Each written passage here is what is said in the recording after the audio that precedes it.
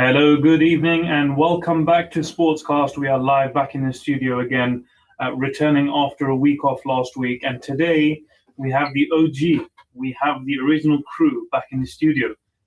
For those of you that have heard the jingle of Sportscast, there's three hosts, and this is the first time after a couple of months where all three hosts are back in the studio. So welcome back to Hassan and Haroon. I will ask you about where you've been very shortly. But before that, just the same announcement as per usual, and that is we want interaction, we want engagement from those listening. So please do call us in on 01582481822, have some live debates and discussions with us. You can call in. You can also message us on WhatsApp on 07779481822, and as per usual, we are live streaming on Facebook and YouTube. So we will be reading all of your interactions. So, back in the studio once again. Hassan, how you doing? I'm well, man. Nice to be back. Where have you been, man? We need to change the jingle, man. Tactical analysis, man. Do you know what I mean? It takes time. My man came on the jingle, 2 shows, thought he'd done his job and then put in his retirement. Mourinho. And Haroon, how you doing, man? Recently you went Umrah, so Umrah Mubarak. I'm very lucky I went in November. Yeah, I went back fast, bro. There's no secret. No, this time I went first time as an adult with my mom and dad. So that was special. Nice. We'll speak about that very shortly. One thing I am a bit upset at the beginning of this show, and that is last week I had to cancel, and I was absolutely buzzing an hour before the show. I was like, I'm going to have a field day today because United with the back-to-back wins against City and Arsenal. Talking about attendance and saying that you weren't here last week. Am I hearing that correctly? Yeah, I didn't even know that you cancelled actually. I need a co-host, can't be a solo artist, man. Teamwork makes the dream work. We've had a message saying Umrah Mubarak straight away for Haroon. That's not you saying that to yourself, is it? Let's get the show rolling, boys. Yeah, man. So last week we weren't able to speak about United being Arsenal, but that time has passed now, so we won't go into that in too much detail. But unless Hassan comes into the studio. If Hassan comes in the studio, we definitely need to speak about United. But if you're listening to this, which I know you are, here we are. He's coming. I can't let the disrespect. He's only gone and done it. Okay. Should we bang out the Man United chants? Yeah. Okay, Hassan, man. Now that you're in the studio, I need to ask you what you thought about last week's game. Before we start talking about this recent game week, what were your thoughts about United battering Arsenal? Battering? No, lucky win. Lucky win, man. Come on, 3-2, man. That was a lucky win. No, you guys, how many shots did you guys have on point? Guys, wait. Okay, all right. This is a one-on-one conversation. Are you actually being serious? That was a lucky win. Yeah. Did you watch the game? 100% watched the game. Okay. Let's you wasn't watching the same game. No. We'll talk through the goals. Arsenal's first goal. How did it happen? Talk me through the tactical genius which allowed the first goal to go in. We're just better, bro. I'm not going to go through detail, but listen, how many shots on target did you guys have? That game, how many shots did you guys have? It doesn't matter. You guys had like 3 or 4 chances. Look, literally, I think one goal was a mistake, and the other one was a set piece. But that's what we're set piece, scrappy goal. Exactly. That is.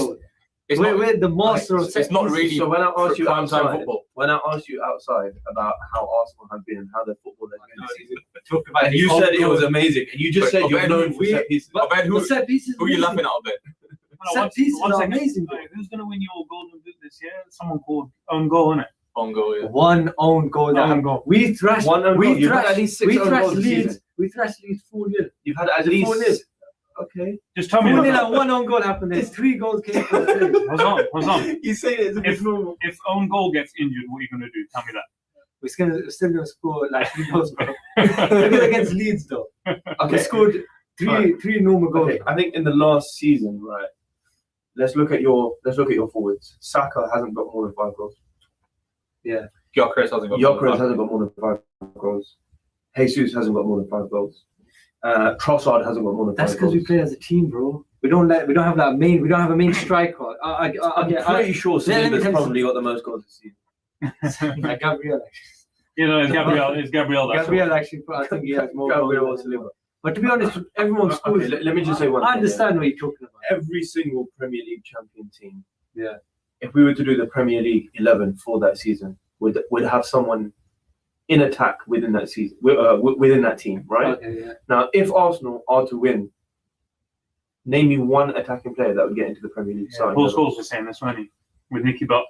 Yeah. Carragher was saying this also. Yeah. So Hassan, if you were to start the Premier League 11, which attacking Arsenal player is in? Tell me that.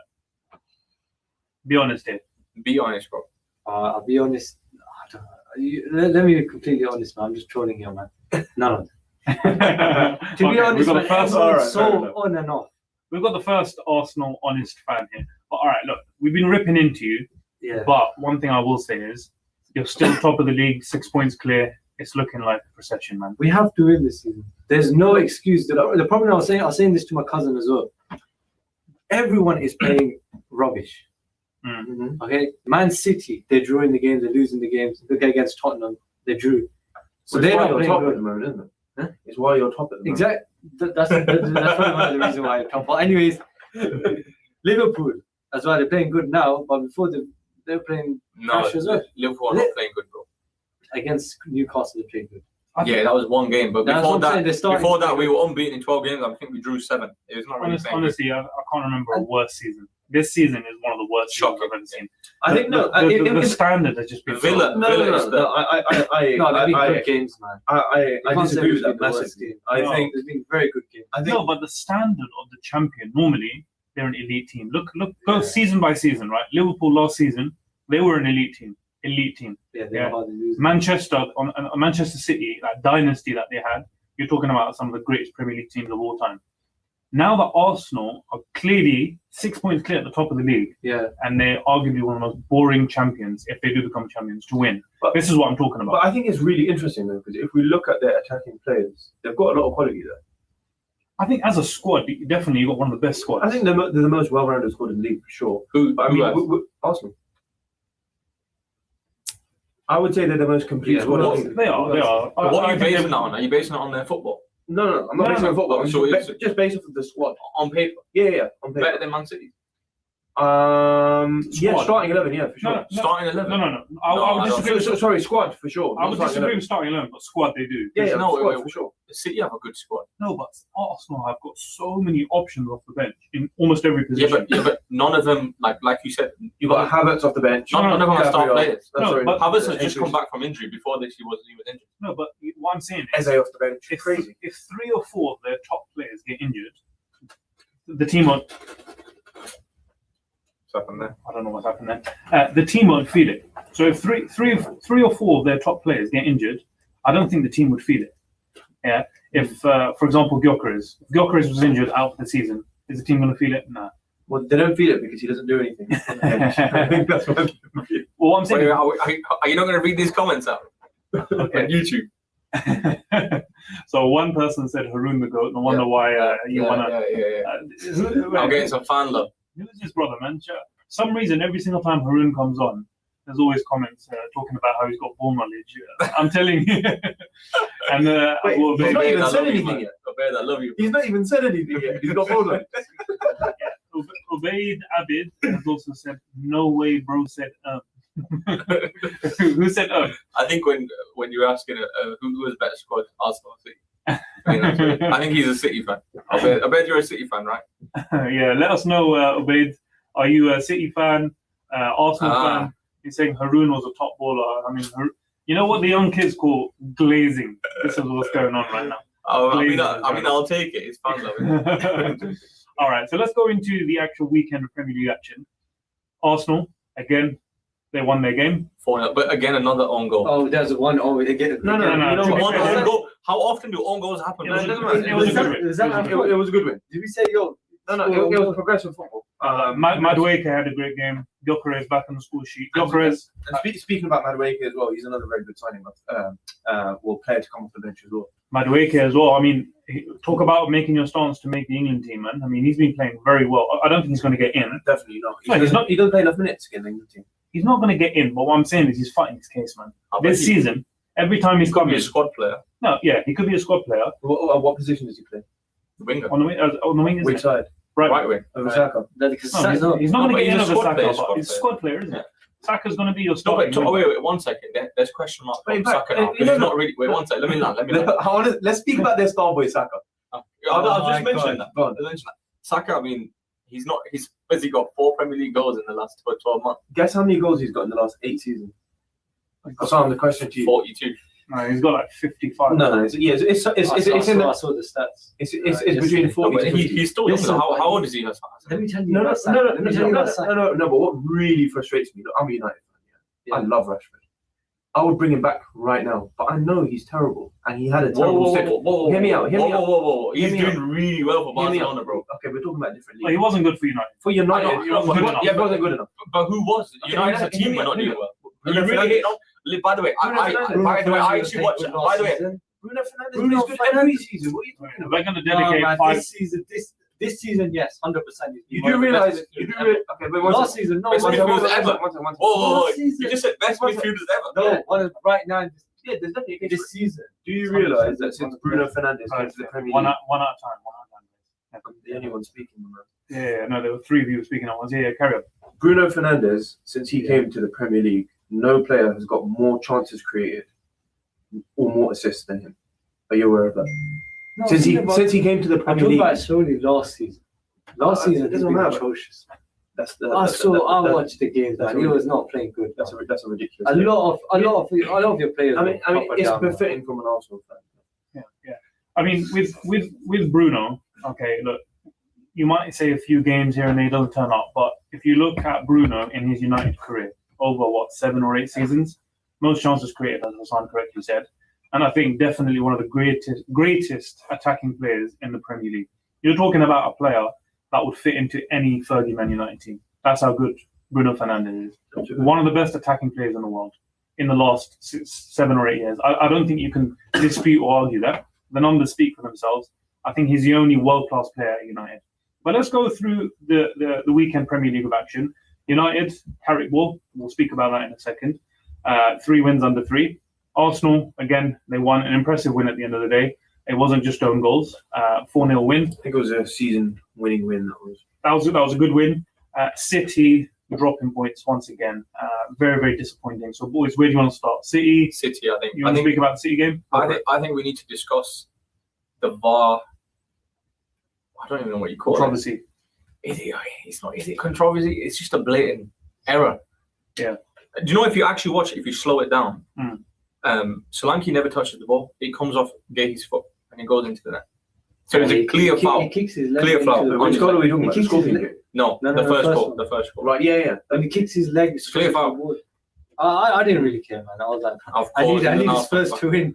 I need his Spurs to win or draw. So, I mean, to be honest, I'll be honest. There's loads of VAR decisions where they don't actually show the replay. A prime example of that was, I think, the United goal against City? Against City.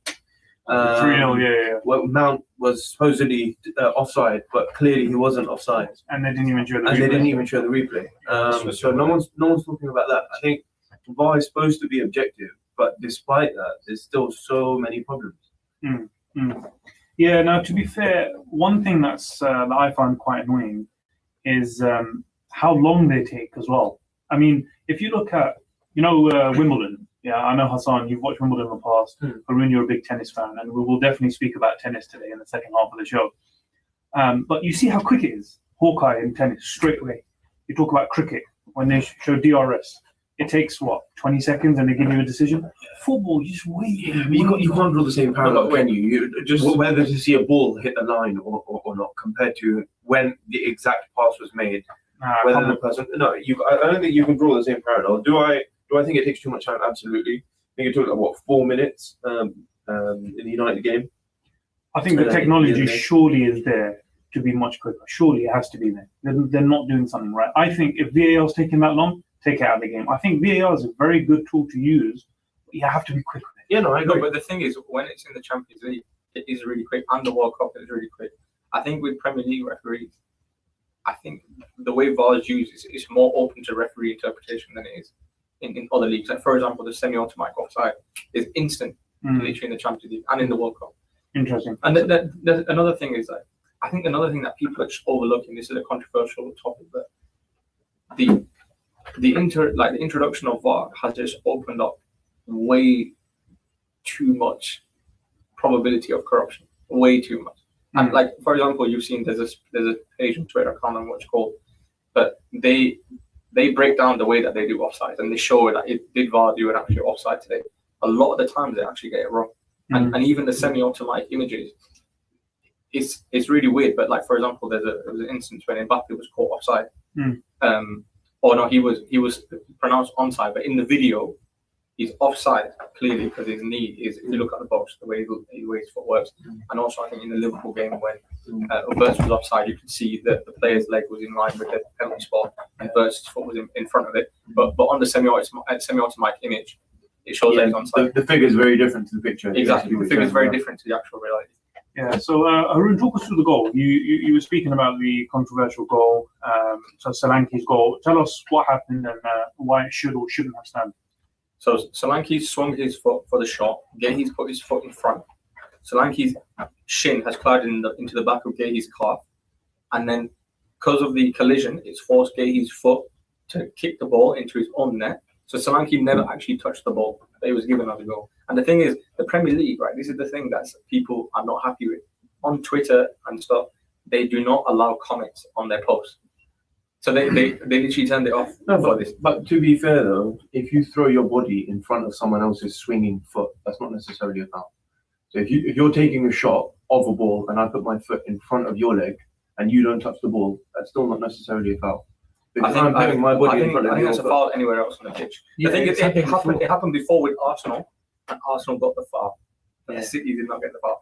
It's really weird how since VAR's been introduced, it's been a significant factor as to the team who win the league all the time. Are you insinuating that there's some sort of corruption, that City were robbed there and there's some sort of agenda going on? No. Or are you just talking about VR in general? No, I'm saying VR in general. I'm just saying in this instance, it's clear-cut error.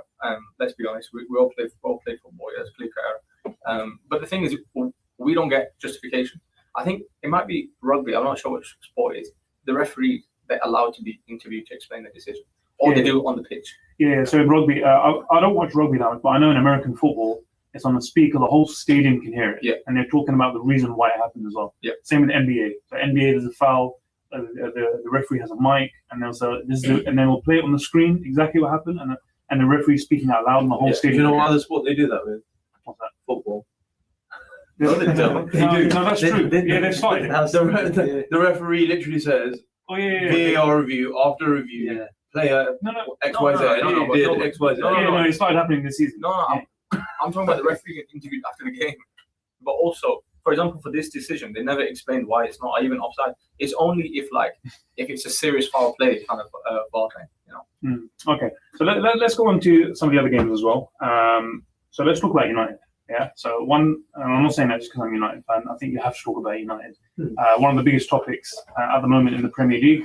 100% record, mate. At the end of 3 weeks. At the end of the day, just as a name, Manchester United as a brand is of course one of the biggest names in the world. So we have to speak about United, and especially since the turn of events. So now that Michael Carrick has taken leadership, he's at the helm.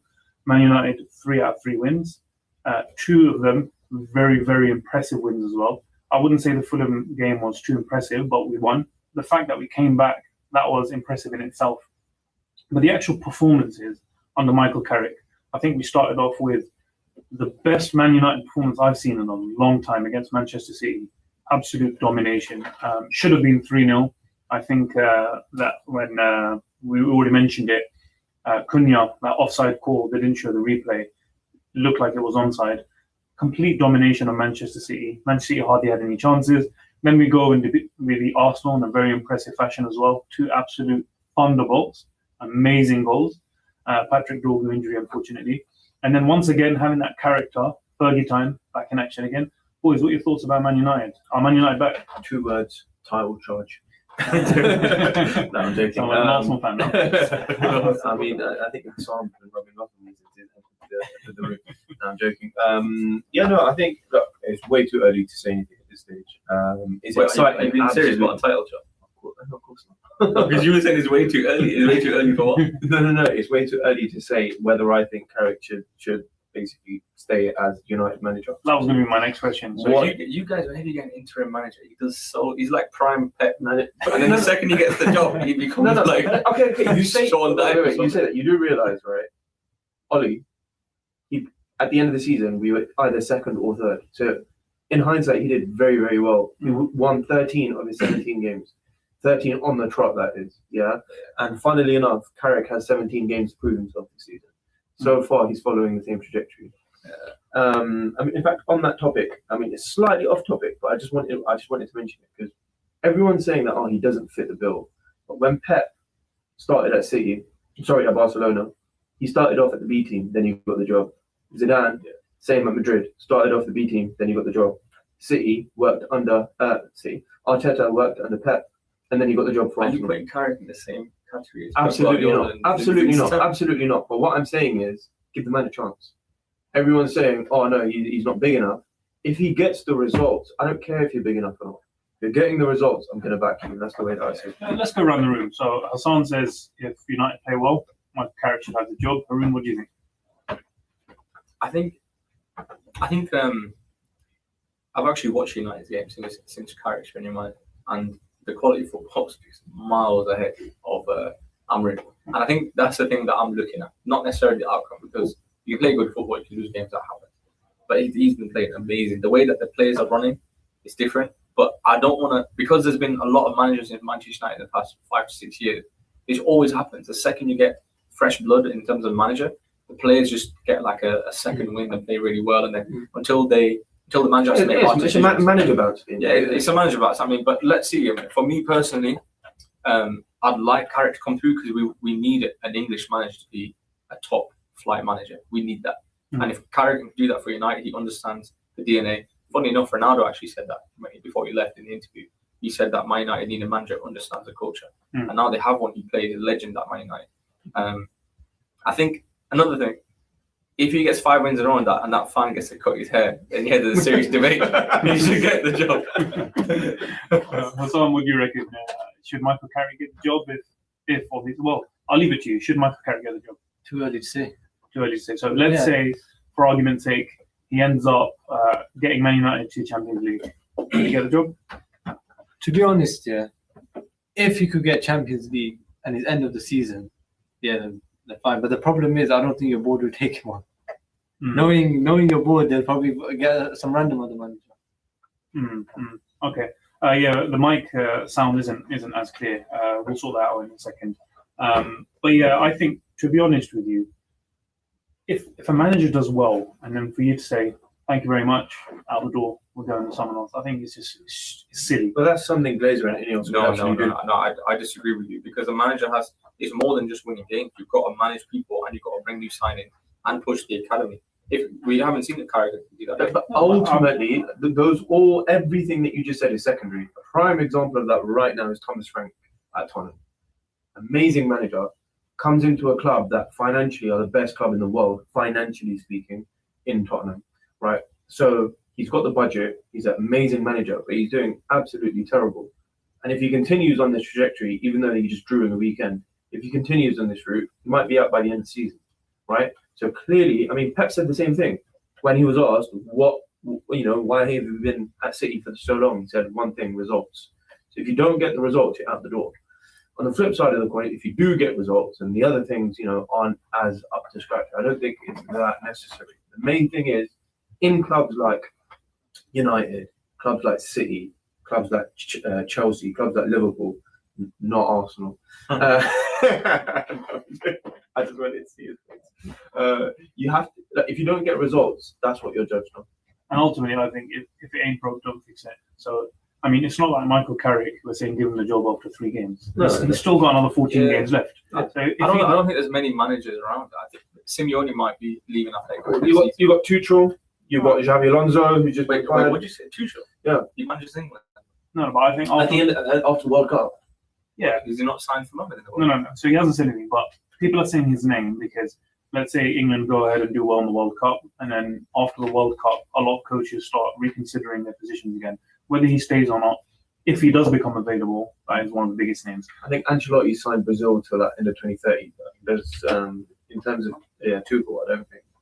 Yeah, I mean, at the end of the day, it's not like if Michael Carrick does get the job, he has to see Man United through the whole season. If he starts next season and Man United are doing bad again, you can always change things again at the end of the day. But I disagree with that mentality, man. I think you need stability at a football club. Yeah. And if anything, Man United need that right now. I know we've got 25 seconds left, so if you maybe just tell the viewers what's in store in the second part of the absolutely. For those tuning in, all of our listeners, this is Sportscast. We are live in the studio today. This is not a repeated show. We have discussed the Premier League weekend of action. After the break, we will be discussing more Premier League and a little bit about tennis. A young special man called Carlos Alcaraz. So please do join us after the break on Sportscast. See you then. What is going on with tennis? Bro, what the hell's wrong with this mic, This is bro? bare loud, bro. It's too sensitive. All of these mics are mashed up. Bro, can you sort these out? This is way too sensitive. It's bare loud as well, bro. Too loud. This one doesn't even work. Well, you guys are watching a racket at the beginning. All three of you were This talking one over each doesn't work either. It happened on radio shows, man.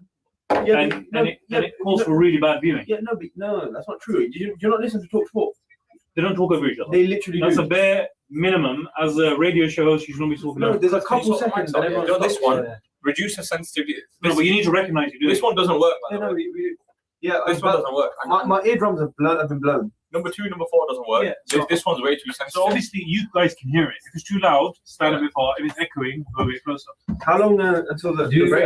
Bro, it's so loud, yeah, that I can feel myself breathing. Yeah. Speaking And you said it's not working.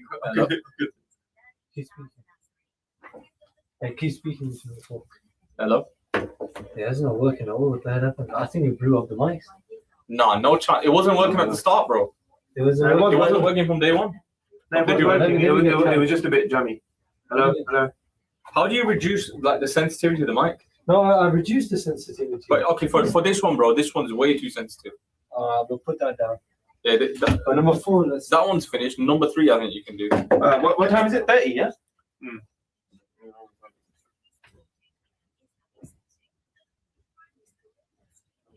Call in on 582-481-822. We can message us on WhatsApp 0779-481822. Second half of the show coming up. Make sure you tune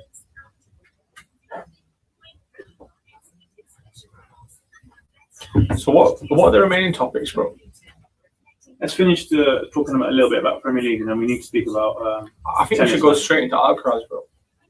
Yeah. We'll only speak about it for 5 minutes. Is there anything else I'm to going to talk change the about? topic. Paddy Pimblett Gaethje, is that old news? That's old news now. Yeah. Should we talk about what Villa? Or the Volkanovski fight. Let's speak about. Oh no, Let's speak a little bit about City and how disappointing they've been, man. Do you want to speak about the latest controversy with Ronaldo? Oh, He didn't. Yeah, he didn't play today because strike or something. the PIF is biasing towards Al Hilal, apparently. So do you know the PIF? They own Al Nasser, Al Ittihad, Al Ahli, Al Hilal, and apparently they've only given 500 grand to Al Nasser for this transfer window, but they gave 70 million to Al Hilal. I'll let you speak about it because I know nothing about it. I'll let you speak about it. And he was like, "Screw this! I'm just gonna." It's today's transfer deadline day as well. It's closed, I think. Yeah. It's but it was today, so maybe. I can't believe Liverpool didn't buy anyone. Like, To be honest, it was a shit transfer window. So nothing happened. Who even got signed? Palace signed Strand Lawson. Okay. And Mateta was about to join AC Milan, but then it got pulled off. Whoa! I'd be pissed if I was him. Yeah. AC Milan for So we can speak about that for a couple of minutes, and then I think at 40 is our cut-off point, and then we'll just talk about tennis. We have to talk about Liverpool, man. There's probably bare Liverpool fans out there. Yeah, but what was the result for the Liverpool game? 4-1 Newcastle, bro. You guys won, yeah? Words is a baller, man. Oh, he's turning up now. Man. He's so, bro. When you watch the guy, his close control is some of the best. I watched about 20 minutes of that Liverpool game, and he was the best player. From what I saw, he was the best player. So Ekitike as well, man. Yeah. Ekitike is on form. Yeah, we need to speak about Liverpool. Yeah, Bond City, I think City's a bit boring. We'll speak very quickly, refer to it, and then we'll speak about Liverpool, and then we'll speak about Al Hilal. But no, but we don't talk about Alcaraz and Djokovic, bro. We are, that's what I said. Okay, 40, it's 7:40. We'll start talking about tennis. We're talking about Djokovic semi-final, and then the final with Alcaraz, right? I'm just gonna glaze Alcaraz. I'm just gonna glaze him, bro. He's too good, man.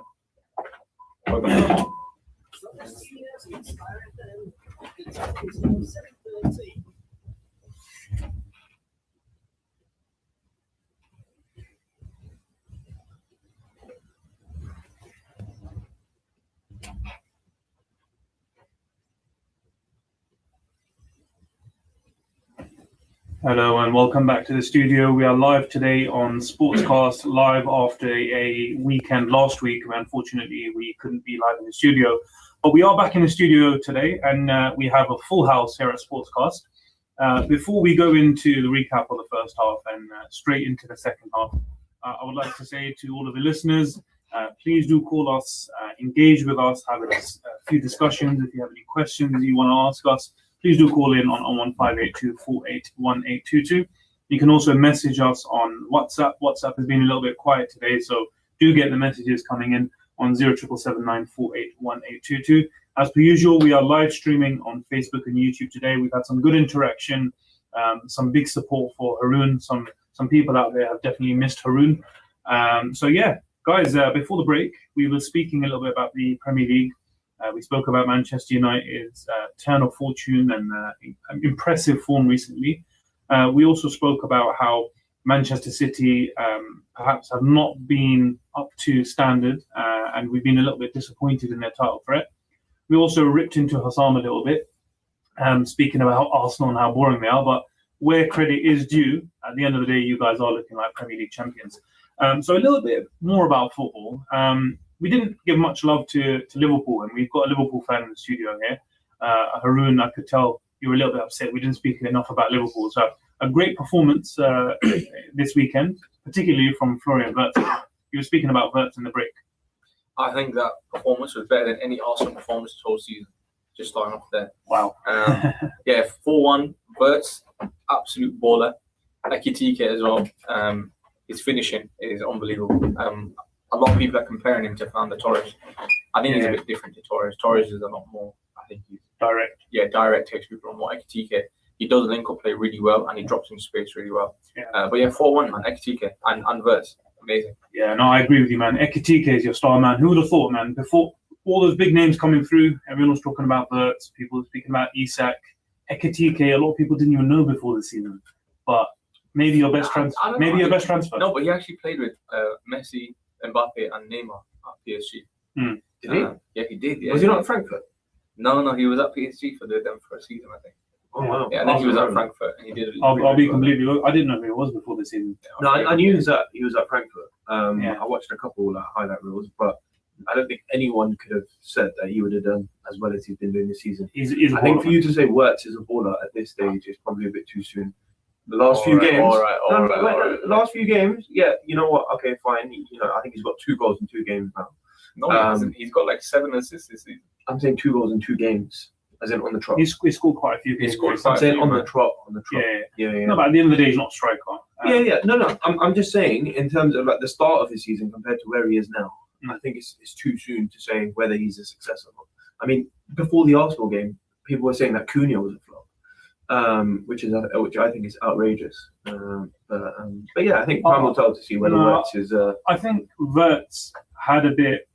He was getting a lot of stick, and I do think not all of it was deserved. I do agree at the beginning of the season he was quite disappointing, but I think people were overplaying it. I think if you did watch Liverpool, Wirtz was still creating. He was still having a good input in the game. He wasn't getting the numbers. It was a long time before he started getting assists and goals. But I think if you watched him in the Bundesliga, everyone knew he was a top player. Yeah, I mean, people were talking about him as one of the most special talents. But Bundesliga attacks, like a lot, like Werner was slapping the Bundesliga, but then he came to Premier flop for Chelsea and Tottenham. The thing is, I mean, look, he was 130 million, and that's what it is, the price tag. Yeah, that 130 million, you're expecting a lot more, but he is like, when I watch him, it makes me feel like when I used, like the early 2000s, it feels like that, like raw football, very good close control, link up play, you're just on it, free. Which I like. I mean, to be honest, I don't think Mbappe gets enough stick. Mbappe? Yeah. Because, I mean, there's many games where he goes he goes missing, but no one really speaks about it as well. To be honest, I think he scored 60 goals last year. I'm talking about this season, bro.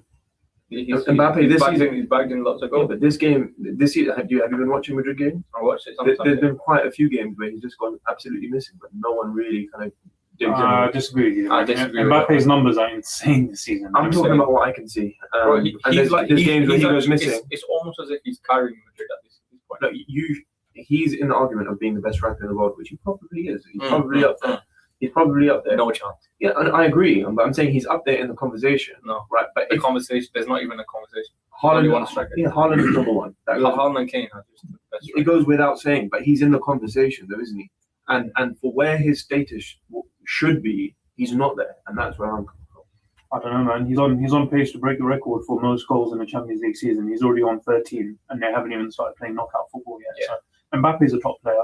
I think most people would agree. If you were to answer who is the best player in the world, I think if you took a vote on it, Mbappe would have the most votes, in my opinion. I do think. Yeah, but we're saying as a striker, right? Yeah, but if you're saying Haaland and Kane are above him, then that doesn't make him the best in the world, does it? No, but you're limiting the question now as striker versus footballer. I think Mbappe he's more than just a striker. Haaland, he's just a striker for me. Kane is a complete footballer, but obviously his position is predominantly striker. Mbappe naturally he likes playing on the left. He's a very good striker, but just as a complete total footballer, you're talking about what they've done so far in their career, turning up on the big occasion.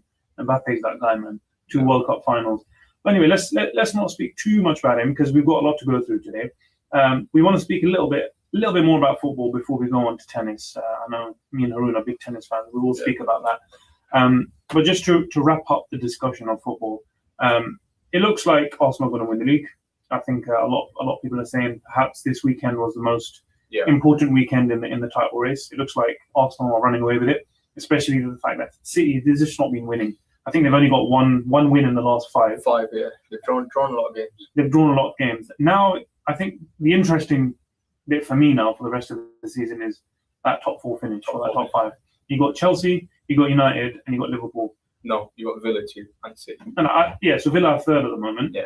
So second and third. Oh, so you're saying Villa and City are guaranteed to finish top 4? I don't know about No, I don't think they get. I think Villa City, got a lot of injuries. Yeah, no, I agree with you. I think City are going to finish second. And the squad isn't that deep. No, it's not. Yeah, so I think, in my opinion, City are going to finish second.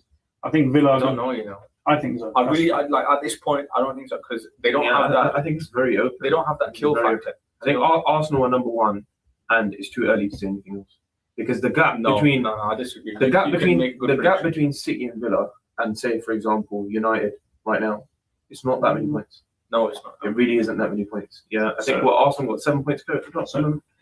Arsenal are 6 points clear of City. City are 6 points clear of Man United, and there's only 14 games left.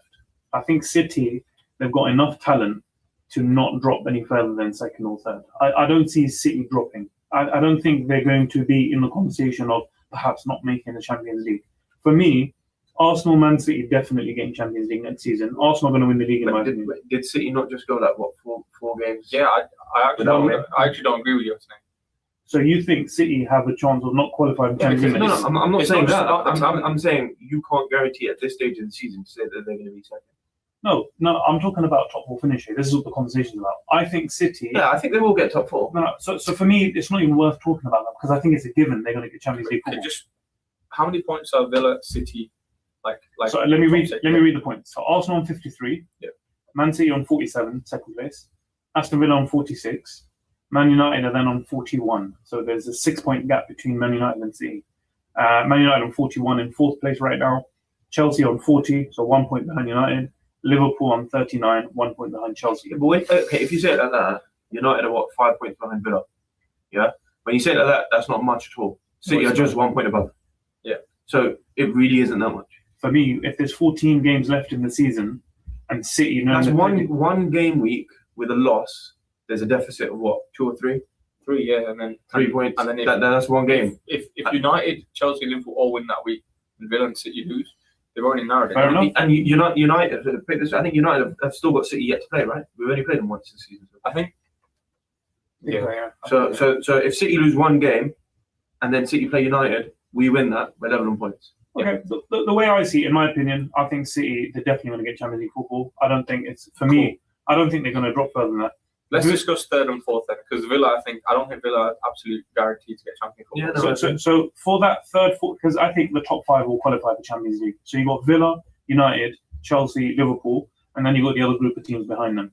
Who out of them 4 do you think is not going to make Champions League if we assume 5 places will be in the Champions League next season? So who do you think is not going to make it? I think it's between, at the moment, based on form and everything else, it's between Chelsea and Liverpool, in my opinion. That aren't going to make it? Yeah, possibly. It's between them two.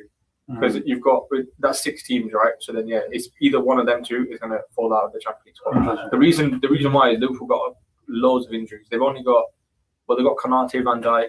They've only got 2 fit centre backs right now, and even like their left back, Robertson, obviously injury prone, and then the right back,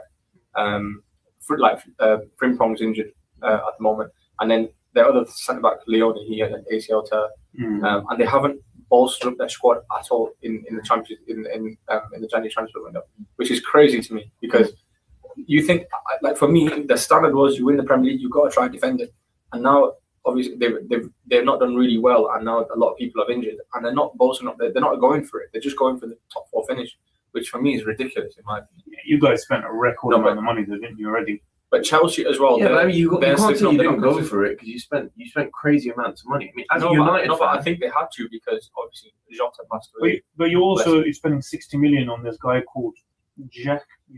18-year-old centre back from League. I don't know who he is. So I don't know too much about him, but I know that he's like like on FIFA when you get career mode and there's a guy that everyone tries to get. It's like that. He's just an up and coming talent. But if you guys spent a record money in the summer transfer window and now you just spent 60 million to talk about not getting someone, I think that's more business than anyone else. No, just because basically you got to think Jota passed away, they lost a squad player. So when they bought Ekitike or Isak, they're not buying an extra addition to the squad. They're replacing something. Yeah, but how many new players did you get? You got like 4 or 5. No, but how many people left? Loads of players left. I think they made 250 million from sales. Diaz left. He was a starter for Liverpool. Yeah, that was a big sale. We've had a message from Imran on WhatsApp saying United and City have already played each other twice. So thank you for clarifying that, Imran. United fan didn't even know that. It's shocking. Shocking to be fair. Okay, so that was that. Okay, that was a very interesting discussion. Guys, let us know, who do you think is not going to qualify for the Champions League next season? Is it going to be Villa? Is it going to be United? Is it going to be Chelsea? Or is it going to be Liverpool? Haroon thinks potentially Liverpool or Chelsea aren't going to qualify. I would, if I was to put a name against it, I think Chelsea aren't going to make it. I think Liverpool won't make it, me personally. I think Chelsea have actually been doing quite well, especially with the new manager. I don't think they've lost a game since. I really like this new manager. I know he's getting memed online. He's a funny character, isn't he? Yeah. I think United are in the best position to make that top 4. Why? Because we've not got any other football. Yeah. When United were in the dump, you were still pulling on strings with Hull. Now that they've got 3 wins, he thinks that they're like Real Madrid 2017. No. I'm saying it's out of United, Liverpool, and Chelsea not to make it. Do you understand what I'm saying? Yeah. So what I mean is, we may scrape 4th. So that's actually me being conservative with the level of form we're in and the fact that we've not got European football or a cup football. If you don't get European football this year, I think it's too big of a blow financially. Well, it's 100 million. It's 100 million blow, isn't it? So more than that. It's about 100 million. No, like if you think now, right? All the English teams who finished in the top 8 of the Champions League, the minimum they got, I think, was about 78 million, which was Tottenham. Mm-hmm. And imagine that when you each knockout game you win, you get even more. It's more than 100 million. Yeah, well, it depends how far you go into it. Man United need to be in the Champions League, especially with the financial crisis we're in. We talk to the new stadium, Man United definitely need to be back in the Champions League. But the stadium or debt isn't going to affect your PSR. That's not what you have to do. That doesn't affect the amount of players that you bring. Okay, Alcaraz. Yeah. We got about 10 minutes left on the show. We definitely need to speak about tennis. I think probably my favorite sport, maybe outside of football, cricket. Definitely top 3 sport for me. I know Haroon is big into tennis as well. So where else to start other than the Australian Open final? We'll speak about the semi-final as well. Definitely going to speak about Djokovic. But let's start with that final. Firstly, what did you think of the final? So I just want to say I missed the first set just because I was asleep. I think it was 7:30 in the morning. But I joined from the second set and watched from there to the end. And I thought it was a game of ups and downs. I think like it was very much momentum based. Like there was some point Djokovic did really well, and Alcaraz was. And to be fair, I think the whole time I was thinking, I have no idea how Djokovic should keep it with Alcaraz at all. I thought that even when he played against Sinner, I thought it'd be a complete 3-0. What do they call it? Bagel, right? No, bagels when you win 6-0. 6-0. No, I thought they were going to win 3 sets, but not a bagel, right? Yeah. But Alcaraz, his shot selection, his shot placement, the way he gets angled, the way he finishes on the run, like when he gets a finisher shot on the run, dare I say it, is it quite reminiscent of the big three and maybe even better? Like it's like Djokovic with them. When he hits on the run and he hits it and he's across. You know what's amazing for me about Carlos Alcaraz? He's one of one, man. We've never seen a player like him. I think with Yannick Sinner to me, I'm an Alcaraz fan. When Alcaraz plays Sinner, I'm scared. I'm like, oh man, Sinner he's just a weapon, man. I'm scared that he might lose. So Sinner is like, you know what you're going to get from him. He's going to turn up. He's going to go all guns blazing. He's going to smash the ball as hard as he can. And you know what the threat is. I think Sinner is Djokovic 2.0. The younger, the quicker, the more harder hitting Djokovic.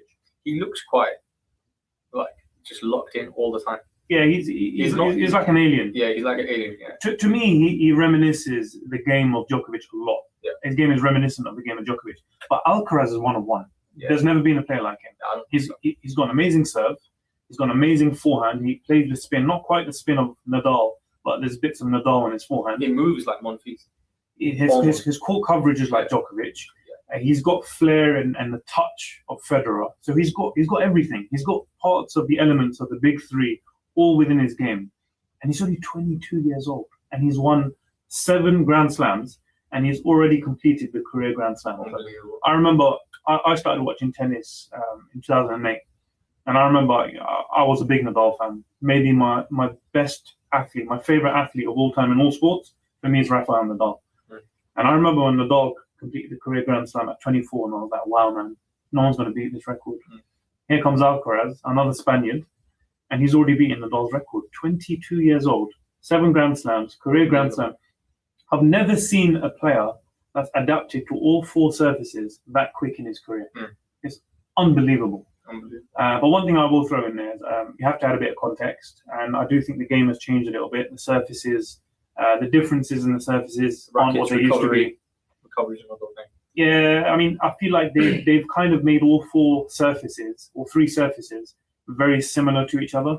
So it's now much easier to adapt to a surface than it used to be, and that's why last season you saw Alcaraz and Sinner win all 4. In fact, no. 2024 and 25, all 8 of those Grand Slams were shared between Sinner and Alcaraz.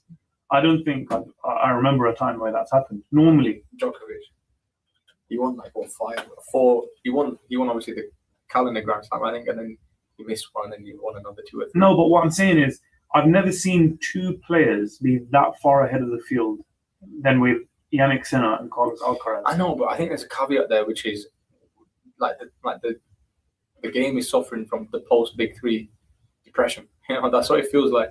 The rest of the players, none of them have really stepped up because more than likely they would have started before Djokovic, Federer, and Nadal were reaching the end of their careers, which means they haven't grown in confidence. Now we've got Alcaraz and Sinner, where they've come basically at the end of Nadal and Federer as well. They came after Federer. The Big Three, yeah. They came at the end of Nadal's and obviously now the end of Djokovic, where they cannot, they're beatable, they're vulnerable. One thing to add as well, which is Djokovic was playing for his 25th Grand Slam. I actually think he would have got maybe 27, 28 if he was allowed to play during the COVID time. But I think he was taken out of 3 or 4 Grand Slams because of his stance in the vaccine. Not 3 or 4, no. I think he was doing really well in the 2020s. No, he didn't miss 3 or 4 Grand Slams. He did. I'm pretty sure he did. He didn't. In Australian Open, he missed 1. He got deported. I remember there was a lot of controversy there. He missed 1 US Open. I think that's all he missed. 2.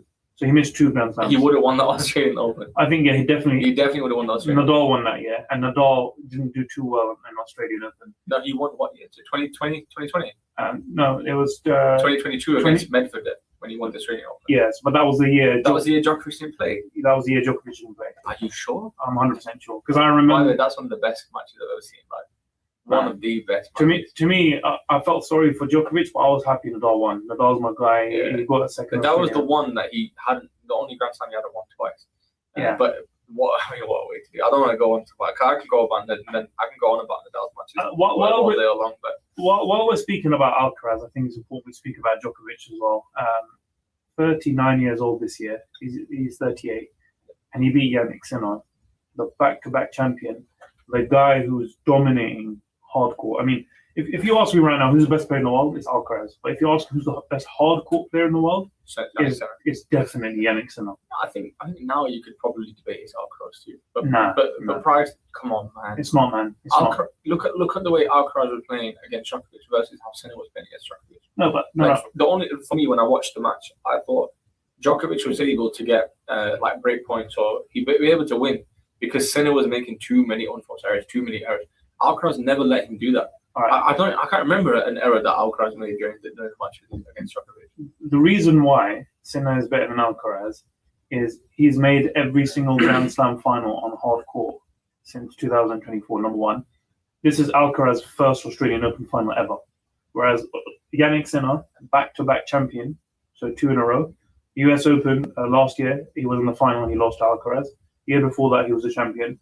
And almost every Masters tournament, he's there in the final and winning it. Okay, so hard court-wise, he's just a level above Alcaraz. But Alcaraz overall, he's got more to his game.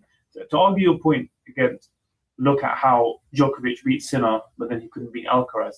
I think Djokovic put so much physically and mentally into that win against Sinner, it felt like he won the Grand Slam already, just by winning that. Because to him, it was like, I need to prove to myself I can beat these young two on the biggest stage again at this current age. And he done it. He done it against Sinner, who is the best hardcourt player. He beat him at his own turf, because the new turf of the Australian Open belongs to Yannick Sinner. So he beat him. And he even said in the post-match interview, I feel like I've won the Grand Slam already. So then to go into the final against Alcaraz after a 5-set marathon, it was always going to be a near impossible task to beat the top 2 seeds back-to-back at the age of 38 and a half. I think the next discussion now is, when do you think Djokovic should retire? Like, I was really hoping if he won this Grand Slam, that he would just retire on top and not allow himself to deteriorate like Nadal and Federer did. I'll be honest with you, I think this was Djokovic's last chance. Because you reckon he's got French Open? No, I can't see him winning French Open. You guys talking about Wimbledon, by the way? No, we're talking about tennis. So not only Wimbledon. So Australian Open is Djokovic's favourite slam. Yeah. He's won 10 Grand Slams. But Alcaraz is a beast of grass. No. So the reason why I'm saying this was Djokovic's last chance. Oh, sorry, you said Australian Open, not Wimbledon. No. So Australian Open is Djokovic's favourite slam. Yeah. This is why, for me, it was his best chance of winning. And I don't think he's going to get another chance again. French Open-wise, he's nowhere near the level of Alcaraz at this age. No. Alcaraz is just far too ahead of it. Even Sinner. Sinner now is a very good clay court player, as we saw in last year's final. So I don't think Djokovic has a chance in French Open. Wimbledon, I give him the second best chance because Djokovic does love Wimbledon and he plays very well. But after going over the past couple of years, we see Alcaraz at Wimbledon. Yeah. We now see Sinner, who is the reigning defending champion. I don't think Djokovic is going to get another chance again. So to answer your question, when should he retire? I think at the end of US Open this year, he should call it retirement. Mm-hmm. If he wants to play one more tournament, maybe end 2027 Australian Open and then call it a day. I do think that was his last chance, in my opinion. Of getting a Grand Slam. Of getting that number 25. Yeah. I don't think he's getting it again. He's had a stellar career. He's an unbelievable, perfect career. Undisputed GOAT. Yeah. There's no debate. I think it's pretty much not even a debate amongst tennis professionals now. It's just not a debate. I mean, it pains me to say it because I love Nadal, love Federer. Nadal's my favorite athlete of all time. Federer it's weird because in every sport, if you like one guy, you almost feel compelled to hate his rival. Yeah. Like in football, Ronaldo fans hate Messi. Messi fans hate Ronaldo. You look at some other sports, it's the same way. But I've never seen a Federer fan that hates Nadal, and I've never seen a Nadal fan that hates Federer. Yeah, but you kind of love. Yeah, Djokovic is not, but there's a mutual respect and friendship. There's never been a rivalry like it, where the two are like best friends, but they're also rivals. You're kind of getting that with Alcaraz and Sinner as well. They're very friendly with each other, but it's such a respectful sport where you don't really get that hatred. But yeah, Djokovic, a lot of guys don't like him maybe because of his personality and things. But I mean, Hassan, are you a big fan of tennis? I mean, I watch it. There's nothing else on. You were watching the no, I actually enjoy watching Roland Garros final. If I'm honest with you, I just don't really have the time to be able to watch it. I think it's 5-6 hours. I think if I had the time, I would definitely sit down and watch it. In fact, when is the final? Which final? I know there's one coming up. That's one. So a lot of my patients have been telling me that, they've been talking about Alcaraz, and that's all they've been saying. That's all. I've definitely switched off. We've only got less than a minute left. Just to read a couple comments before we end the show. Mustafa Ali has commented on YouTube saying Chelsea are going to miss out on the UCL. Mustafa, I agree with you. That's my pick as well for the top 4 or top 5 contenders that aren't going to make the Champions League. I think it's also going to be Chelsea. Guys, agree, disagree? Very quickly before we end the show. I think Liverpool miss out Champions League. I think it's between Liverpool and Chelsea, but I want to say Liverpool. Yeah. Okay, guys. This week we spoke about Premier League action. We spoke about Arsenal potentially winning the Premier League race this weekend. We'll see if that is the case. We spoke a little bit more about Premier League action and Carlos Alcaraz, who made history being the youngest ever to complete the career Grand Slam. That was Sportscast for this week. See you again.